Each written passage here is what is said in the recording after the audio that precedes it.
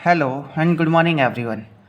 आज के इस लेक्चर में हम बेसिक क्वांटम मैकेनिक्स को ही कंटिन्यू रखते हैं और आज का हमारा जो टॉपिक है वो कंसेप्ट ऑफ वेव पैकेट के ऊपर रहने वाला है।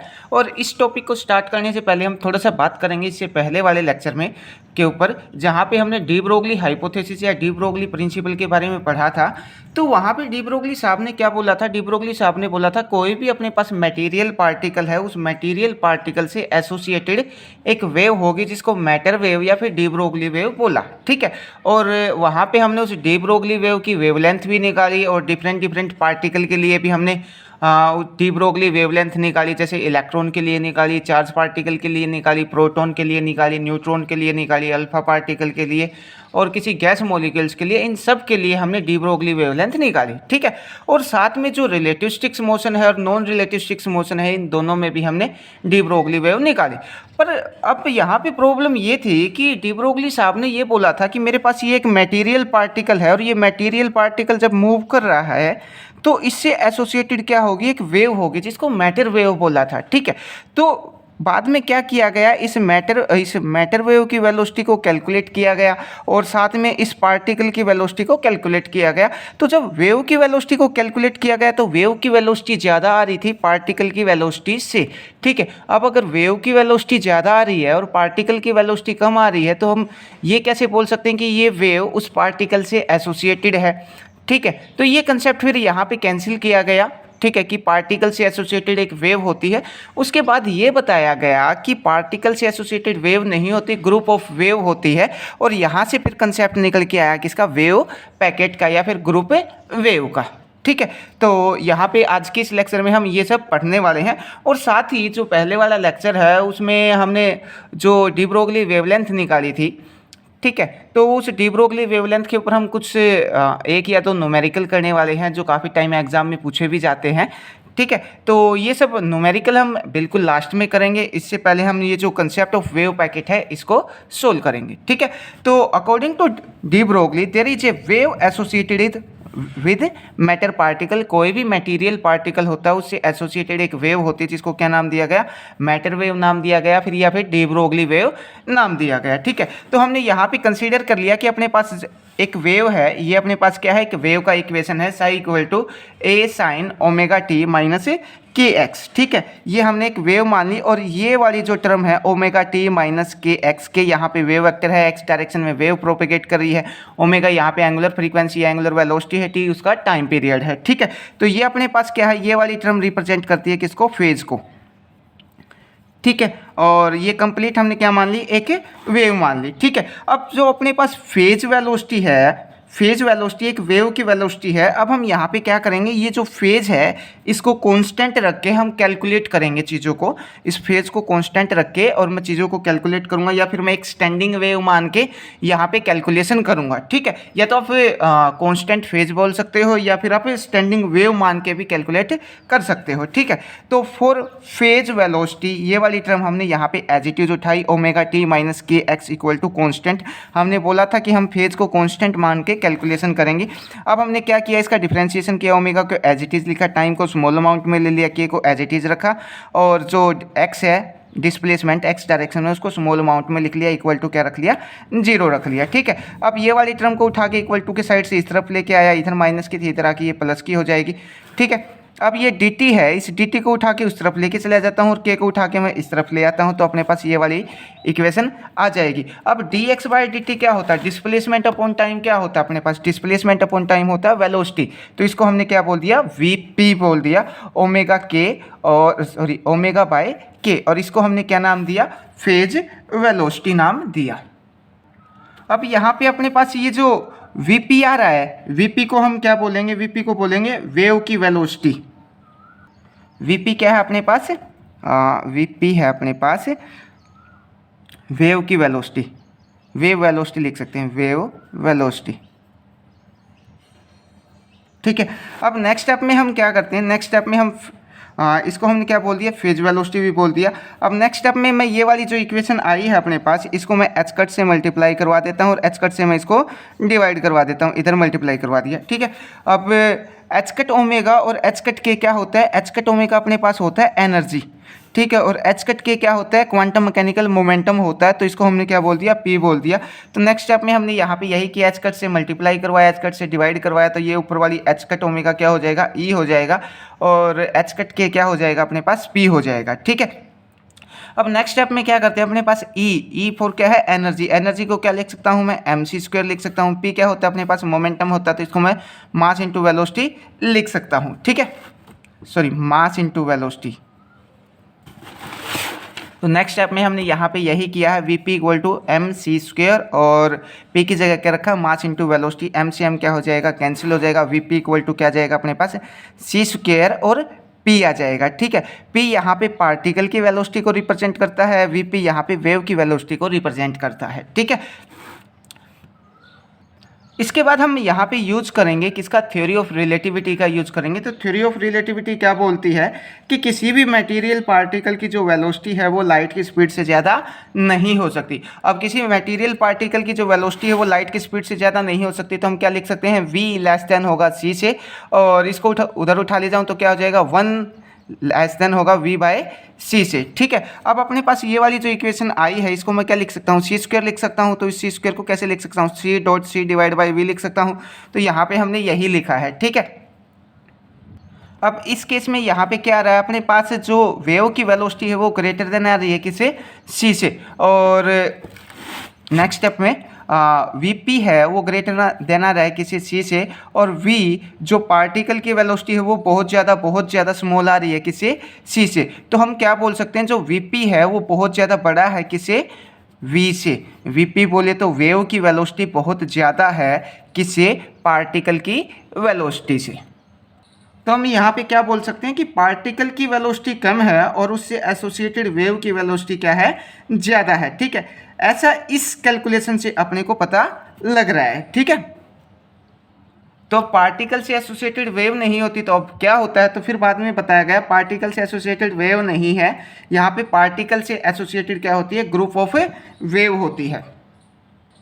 और इस वाले रिजल्ट को देख के अपने को क्या, इस वाले रिजल्ट से हम क्या बता सकते हैं कि पार्टिकल जो है वो एक वेव से एसोसिएटेड नहीं हो सकता, वो किससे एसोसिएटेड होगा, ग्रुप ऑफ वेव से एसोसिएटेड होगा। ठीक है, जिसको हम क्या बोलेंगे, वेव पैकेट बोलेंगे। और इस बात को अब हम प्रूफ भी करके दिखाएंगे, वो सब हम करेंगे अगले सेक्शन के अंदर। अब जो हमने लास्ट अगले पिछले वाले सेक्शन में बताया था वो हमने यहाँ पे लिख के भी बता रखा है, phase velocity and particle velocity are difference, it means a single wave is not associated with particles. ठीक है, मतलब जो फेज वेलोसिटी और जो पार्टिकल वेलोसिटी है वो डिफरेंट आ रही है, तो इसका मतलब क्या है कि पार्टिकल एक सिंगल वेव से एसोसिएटेड नहीं हो सकता। There is a group of wave associated with particle, particle से एसोसिएटेड क्या होती है, ग्रुप ऑफ वेव होती है। अब इस बात का प्रूफ भी करके देखते हैं। तो हमने यहाँ पे दो वेव कंसिडर कर ली। ठीक है, तो फर्स्ट जो वेव है उसकी वेव की इक्वेशन क्या मान ली, A sine omega 1t k1 x, और सेकंड के लिए क्या बोल दिया, A sine omega 2t minus k2 x। ठीक है, अब अगर पार्टिकल से एसोसिएटेड दो वेव हैं तो इनके बीच में क्या होगा, सुपरपोजिशन भी होगा। ठीक है, क्योंकि वेव के बीच में क्या होता है, सुपरपोजिशन शो करती है वेव। तो अगर पार्टिकल से एसोसिएटेड दो वेव हम मान के चलें तो इन दोनों वेव के अंदर क्या होगा, सुपरपोजिशन भी होगा। ठीक है, तो हमने यहाँ पे किसकी कंडीशन ली, सुपरपोजिशन की कंडीशन ली फॉर सुपरपोजिशन। तो हमने क्या किया, जो साई 1 और साई 2 है इन दोनों को ऐड कर दिया, तो अपने को क्या मिलेगा, साई मिलेगा। तो नेक्स्ट स्टेप में मैंने साई 1 और साई 2 की, साई 1 की वैल्यू यहाँ पे रखी, साई 2 की वैल्यू मैंने यहाँ पे रखी। ये वाली मेरे पास साई 1 की वैल्यू है, ये वाली मेरे पास किसकी वैल्यू है, साई 2 की वैल्यू। ए इसमें भी है, ए इसमें भी, ए को मैंने बाहर निकाल लिया। ठीक है, अब मैंने यहाँ पे एक फॉर्मूले का यूज किया, और वो फॉर्मूला क्या था, अपने पास फॉर्मूला था साइन ए प्लस साइन बी। ठीक है, ये किसके इक्वल होता है, ये इक्वल होता है अपने पास 2 साइन ए प्लस बी बाय 2, और इनटू में कोस ए माइनस बी बाय 2। इस वाले फॉर्मूले का यूज किया। ठीक है, तो अपने पास क्या आ जाएगा, पहले ये कोस वाली टर्म हमने यहाँ पे लिख ली।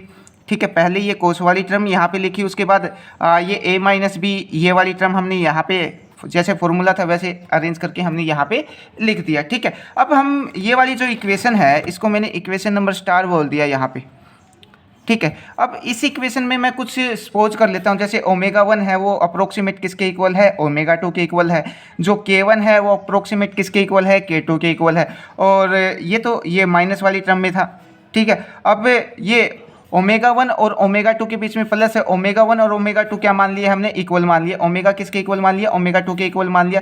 तो ये वैल्यू हम यहाँ पे रखेंगे तो क्या आ जाएगा अपने पास, ओमेगा आ जाएगा। ठीक है, ये हमने एज्यूम किया, ये वैल्यू उठा के कहाँ पे रखी, यहाँ पे रखी, वैल्यू पुट करने के बाद अपने पास ये आ जाएगा। ठीक है, उसके बाद नेक्स्ट में भी हमने क्या किया, ये जो K1 है, K1 को अप्रोक्सीमेट किसके इक्वल माना, K2 के इक्वल माना। तो K1 प्लस K2/2 क्या हो जाएगा, K1 की जगह K रखा, K2 की जगह K रखा, डिवाइड बाई 2, तो अप्रोक्सीमेट ये क्या मिल जाएगा अपने को, K मिल जाएगा। ये तो प्लस वालों का सॉल्यूशन है।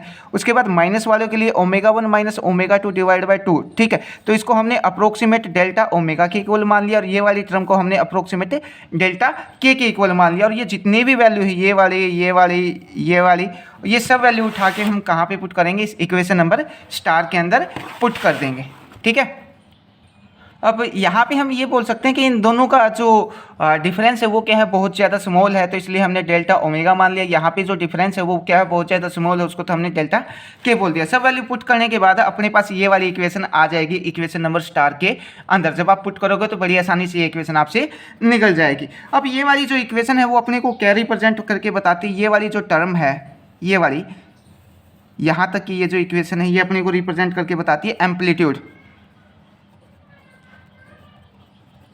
और ये वाली जो इक्वेशन है इतने तक की, ये वाली अपने को रिप्रेजेंट करके बताती है वेव को। ठीक है, अब फिजिकली ये वाली इक्वेशन क्या बोलती है, फिजिकली बोलती है कि सुपरपोजिशन के बाद वाली जो वेव है उसका जो एम्पलीट्यूड है वो क्या करेगा, टाइम के साथ वेरी करेगा। अब टाइम के साथ किस टाइप से वेरी करेगा, इसके ऊपर इसका मैं डायग्राम भी बना देता हूँ इस टाइप से। ठीक है, टाइम के साथ इसका एम्पलीट्यूड वेरी करेगा, तो इस टाइप से हम बना देते हैं। ये धीरे धीरे कम होता जाएगा और टाइम के साथ इसका एम्पलीट्यूड भी क्या हो जाएगा, धीरे धीरे कम हो जाएगा इस टाइप से। ठीक है, फिर से क्या होगा, बढ़ना शुरू हो जाएगा इस टाइप से, और फिर से कम होना क्या हो जाएगा, शुरू हो जाएगा। यहाँ पे बिल्कुल कम हो गया था, अब धीरे धीरे बढ़ना क्या कर देगा, शुरू कर देगा इस टाइप से। ठीक है, और फिर धीरे धीरे कम होना क्या कर देगा, शुरू कर देगा। तो ये यहाँ तक और ये यहाँ तक, ये अपने पास क्या है, एक वेव को रिप्रेजेंट करता है। हाँ सॉरी, वेव को नहीं, किसको रिप्रेजेंट करेगा, वेव पैकेट को रिप्रेजेंट करेगा, वेव पैकेट को रिप्रेजेंट करेगा। ठीक है, अब अपने पास ये जो वेव पैकेट है, इस वेव पैकेट के अंदर अपना जो पार्टिकल है वो कहीं पे भी हो सकता है। पहले ये कंप्लीट एक वेव पैकेट मूव करेगा, ठीक है, और इस वेव पैकेट के अंदर अपना पार्टिकल कहीं पे भी हो सकता है। पार्टिकल मिलने की प्रोबेबिलिटी यहाँ पे भी हो सकती है, यहाँ पे भी हो सकती है, यहाँ पे भी हो सकती है, यहाँ पे भी हो सकती है। ये वाली जो बात है वो हम अनसर्टेनिटी प्रिंसिपल से समझ सकते हैं, या तो हम इसका मोमेंटम बता सकते हैं, ठीक है, या फिर हम इसकी पोजीशन बता सकते हैं। जैसे मेरे पास एक एरोप्लेन है, ठीक है, ये मान लिया कि मेरे पास एक एरोप्लेन है, ठीक है, और ये एरोप्लेन उड़ रहा है। तो इस एरोप्लेन में कोई भी एक जो पैसेंजर है एक्स, कोई एक पैसेंजर है, वो एक्स पैसेंजर, अगर मैंने इस एरोप्लेन का अगर पोजीशन बता दिया, सॉरी इसका मोमेंटम बता दिया, तो इस मोमेंटम बताने के बाद इस पार्टिकल की जो पोजीशन है वो इस पूरे एरोप्लेन में कहीं पे भी हो सकती है। ये जो पर्सन है, ये जो पार्टिकल है वो यहाँ पे भी मिल सकता है, यहाँ पे भी मिल सकता है, यहाँ पे भी मिल सकता है। मतलब मोमेंटम बताने के बाद पोजीशन के अंदर इतनी लेंथ में क्या होगी, इसकी अनसर्टेनिटी होगी। वैसे ही ये जो वेव पैकेट है, इस वेव पैकेट में पार्टिकल के जो मिलने की जो प्रोबेबिलिटी है वो कहीं पे भी हो सकती है। पार्टिकल यहाँ पे भी हो सकता है, यहाँ पे भी हो सकता है, यहाँ पे भी हो सकता है, यहाँ पे भी हो सकता है। मतलब इस वेव पैकेट के अंदर पार्टिकल कहीं पे भी हो सकता है। तो यहाँ पे पार्टिकल की पोजीशन में क्या होगी, अनसर्टेनिटी होगी। पर पार्टिकल मिलेगा किसके अंदर, इस वेव पैकेट के अंदर ही पार्टिकल मिलेगा। ठीक है, इसके लिए एक और एग्जांपल दे सकते हैं। जैसे मेरे पास ये ट्रेन जा रही है, ये ट्रेन है अपने पास। अब इस ट्रेन में किसी एक पर्सन के मिलने की प्रोबेबिलिटी या उसकी पोजीशन की अनसर्टेनिटी कितना होगी, पूरी ट्रेन में वो पर्सन कहीं पे भी हो सकता है। ठीक है, तो हर जगह क्या होगी, उसकी पोजीशन में अनसर्टेनिटी होगी। उसके बाद हम नेक्स्ट में हम बात करते हैं किसके लिए, फॉर ग्रुप वेलोसिटी के लिए। तो पहले हमने क्या निकाला था, पहले वाले लेक्चर की मैं बात कर रहा हूँ, तो वहाँ पे हमने डी ब्रोगली वेवलेंथ निकाली थी, लैम्डा इक्वल टू क्या निकाला था, h/p निकाला था। फिर इसको हमने नॉन रिलेटिव स्टिक्स मोशन के लिए निकाला था, फिर रिलेटिव स्टिक्स मोशन के लिए निकाला था। तो हम यहाँ पे भी यही करने वाले हैं। जो ग्रुप वेलोसिटी है, पहले इसको नॉन रिलेटिव स्टिक्स मोशन के लिए निकालेंगे, फिर इसको रिलेटिव स्टिक्स मोशन के लिए निकालेंगे। मतलब एक बार जो स्पीड है वो लाइट की स्पीड से बहुत ज़्यादा कम होगी, उस मोशन के लिए निकालेंगे, इसको हम बोलते हैं नॉन रिलेटिव स्टिक्स मोशन। और जब एक बार इसको रिलेटिव स्टिक्स के लिए निकालेंगे, मतलब लाइट की स्पीड के अप्रोक्सीमेट हम स्पीड लेके चलेंगे, ठीक है। तो हमने फिर से वही लिया, delta omega T minus delta के एक्स, इसको हमने फिर से क्या मान लिया, कांस्टेंट मान लिया। ये अपने पास फेज है, ठीक है, जो हमने स्टार्टिंग में वेव का लिया था। अब हमने यहाँ पे क्या लिया, डेल्टा ओमेगा को एज इट इज जो टाइम है इसको क्या ले लिया, डी टी ले लिया, और जो डेल्टा की है इसको एज इट इज, और जो डिस्प्लेसमेंट है इसको स्मॉल अमाउंट ऑफ ले लिया, डी एक्स इक्वल टू 0, ठीक है। अब ये वाली जो टर्म है इसको उठा के इक्वल टू के साइड से उस तरफ लेके जाऊंगा, तो अपने पास ये इधर माइनस का था, इधर आके क्या हो जाएगा, प्लस का हो जाएगा। नेक्स्ट स्टेप में क्या किया, इस dx को उठा इस dt को उठा के dx के नीचे लेके चला गया, डेल्टा k को उठा के डेल्टा w के नीचे लेके चला गया। dx/dt क्या होता है, डिस्प्लेसमेंट अपॉन टाइम क्या होगा, अपने पास वेलोसिटी हो जाएगी। और इधर हमने क्या लिख दिया, dw/dk, ठीक है। ये अपने पास क्या आ जाएगी, vg आ जाएगी। Vg किसको रिप्रेजेंट करता है, ग्रुप वेलोसिटी को रिप्रेजेंट करता है। या फिर इसको हम क्या लिख सकते हैं, Vg equal to del W by del K. अब नेक्स्ट स्टेप में हम बात करते हैं किसके लिए, for non relative sticks motion के लिए। तो अपने पास जो ग्रुप वेलोसिटी आई है वो क्या आई है, Vg equal to D W by D K. और इसको हमने अब क्या किया, एच कट से मल्टीप्लाई कर दिया और एच कट से डिवाइड कर दिया, एच कट से मल्टीप्लाई किया, एच कट से डिवाइड किया। तो Vg को मैं क्या लिख सकता हूँ, एच कट ओमेगा क्या होता है, अपने पास एनर्जी होती है, और एच कट के क्या होता है, क्वांटम मैकेनिकल मोमेंटम होता है। तो डी बाई क्या लिख दिया, डी पी लिख दिया। मतलब मेरे पास ये जो Vg है ग्रुप वेलोसिटी है, इसको मैं क्या लिख सकता हूँ, D by D P V लिख सकता हूँ। इसको हमने बोल दिया इक्वेशन नंबर स्टार। अब अपने हम बात किसकी कर रहे हैं, नॉन रिलेटिव स्टिक्स मोशन की कर रहे हैं। तो नॉन रिलेटिव स्टिक्स मोशन में अपने पास एनर्जी क्या होती है, पी स्क्वायर बाई 2m होती है, काइनेटिक एनर्जी की बात है, ठीक है। तो ये कहाँ से आई, काइनेटिक एनर्जी क्या होती है, अपने पास हाफ एम वी स्क्वायर होती है। इसको m से मल्टीप्लाई कर देता हूँ, m से डिवाइड कर देता हूँ, तो क्या आ जाएगा, अपने पास पी स्क्वायर बाई 2m वाली टर्म आ जाएगी, ठीक है। अब इसका मैं डेरिवेटिव करूंगा तो क्या जाएगा, डी बाई डी पी, और इसका डेरिवेटिव क्या आ जाएगा, पावर आगे आ जाएगी 2p बाई 2m अपने को देखने को मिल जाएगा। अब ये जो डी बाई डी पी है वो किसके इक्वल है, वो अपने पास Vg के इक्वल है। तो यहाँ से 2 से मैं 2 कैंसिल कर देता हूँ, तो Vg की वैल्यू क्या आ जाएगी, P बाई एम आ जाएगी। P क्या होता है, मोमेंटम होता है। मोमेंटम को क्या लिख सकते हैं, मास इंटू वेलोसिटी, एम से एम कैंसिल हो जाएगा। Vg किसके इक्वल आ जाएगा, V के इक्वल आ जाएगा, ठीक है। अब Vg V के इक्वल आ रहा है, इसका मतलब क्या है, जो ग्रुप वेलोसिटी है वो इक्वल आ रही है किससे, पार्टिकल वेलोसिटी के इक्वल आ रही है। उसके बाद हम यहाँ पे बात करेंगे किससे, किसके लिए, रिलेटिव स्टिक्स मोशन के लिए। तो रिलेटिव स्टिक्स मोशन में जो एनर्जी होती है अपने पास क्या होती है, E square equal to P square C square plus M nought C की पावर 4। ये हम रिलेटिव स्टिक्स केस के अंदर एनर्जी लेके चलते हैं, ठीक है। इसका डेरिवेटिव किया, पावर क्या आ जाएगी, आगे आ जाएगी 2e, फिर e का करेंगे तो क्या मिल जाएगा, डी यहाँ पे, ठीक है। और पी स्क्वायर का करेंगे तो 2 आगे आ जाएगा, पी एज इट इज, सी क्या है, कॉन्स्टेंट है, फिर पी का करेंगे डी पी, ये वाली टर्म अपने पास, ये क्या है, रेस्ट मास एनर्जी, तो ये क्या आ जाएगी, 0 आ जाएगी, कॉन्स्टेंट होती, ठीक है। डेरिवेटिव करने के बाद अपने पास ये आ जाएगा। अब नेक्स्ट में हमने क्या किया, इस 2 से ये 2 क्या कर दिया, कैंसिल कर दिया। तो हमने क्या किया, यहाँ पे इस डी को उठा के उस तरफ लेके चले गए, तो क्या आ जाएगा, डी बाई डी पी आ जाएगा। ई को उठा के इस तरफ लेके आया तो क्या आ जाएगा, P square C square divide by E अपने को यहाँ पे मिलेगा। अब नेक्स्ट स्टेप में क्या करते हैं, ये जो डी बाई डी पी है ये हमने किसके इक्वल निकाला था, यहाँ पे हमने डी बाई डी पी किसके इक्वल निकाला था, वीजी के इक्वल निकाला था। तो इसको मैं क्या लिख सकता हूँ, यहाँ पे डी बाई डी पी को वीजी लिख सकता हूँ। यहाँ पे क्या अपने पास पी है, पी क्या है, मोमेंटम, मोमेंटम को मैंने लिखा मास इंटू वेलोसिटी और एनर्जी को क्या लिखा, एम सी स्क्वायर, एम से एम कैंसिल हो जाएगा, सी स्क्वायर से सी स्क्वायर कैंसिल हो जाएगा। यहाँ पे भी वीजी किसके इक्वल आएगा, वी के इक्वल आएगा। मतलब जो ग्रुप वेलोसिटी है वो किसके इक्वल आ रही है, पार्टिकल वेलोसिटी के इक्वल आ रही है।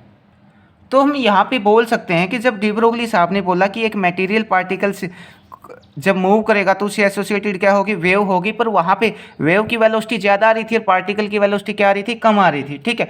पर जब ग्रुप वेव का कंसेप्ट या वेव पैकेट का कंसेप्ट लेके चले, तो जो ग्रुप ऑफ वेव इस पार्टिकल के साथ मूव कर रही है, इन दोनों की पार्टिकल की वेलोसिटी भी निकाली, और ये जो ग्रुप ऑफ वेव इस पार्टिकल के साथ मूव कर रही है इसकी वेलोसिटी निकाली, दोनों की वेलोसिटी क्या आ रही थी, सेम आ रही थी। फिर बताया गया कि पार्टिकल से एसोसिएटेड एक वेव नहीं होती, ग्रुप ऑफ वेव होती है, ठीक है। तो so group wave is equal to particle velocity. It means there is a group of wave associated with particle that is known as a wave packet, ठीक है।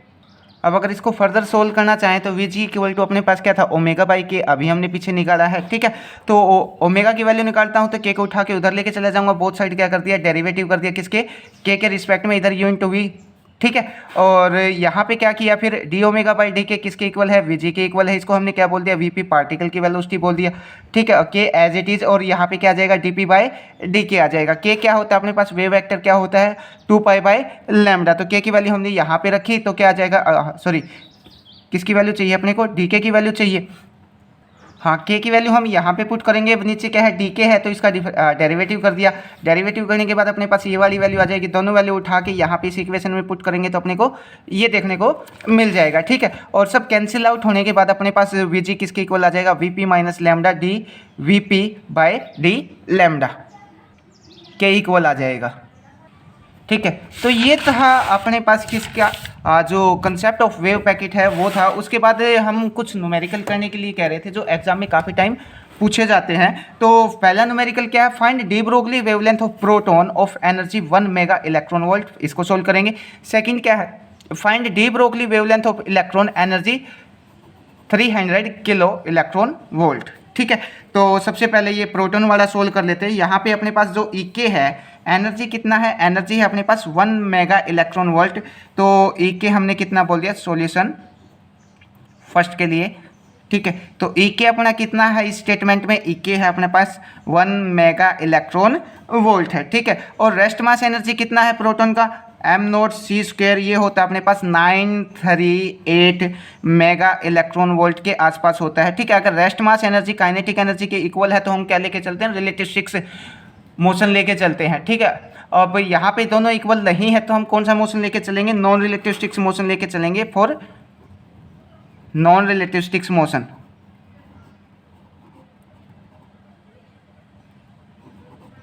स्टिक्स मोशन, ठीक है। तो लैम्डा इक्वल टू क्या निकाला था हमने, h/2mc ई के, ये वाली निकाली थी, mc स्क्वायर, सॉरी, ठीक है, हाँ सॉरी एम सी ही था। अब इसको मैं क्या किया, सी से मल्टीप्लाई किया, सी से डिवाइड करूंगा तो क्या आ जाएगा, सी स्क्वायर आ जाएगा।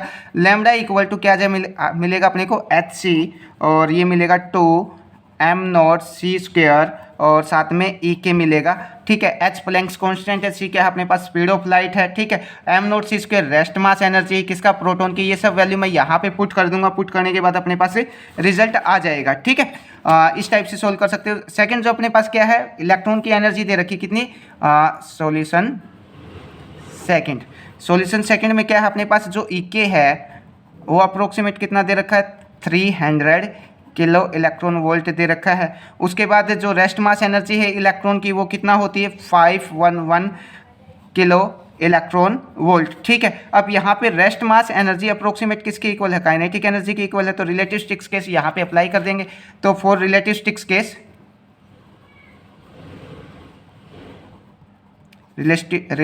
केस के लिए क्या आ जाएगा, लैम्डा इक्वल टू हम क्या लिखेंगे, एच सी बाई ई के, और ई के ये पहले वाले लेक्चर में हम निकाल चुके हैं, ये रिजल्ट डायरेक्ट यहाँ पे यूज कर रहे हैं, ठीक है।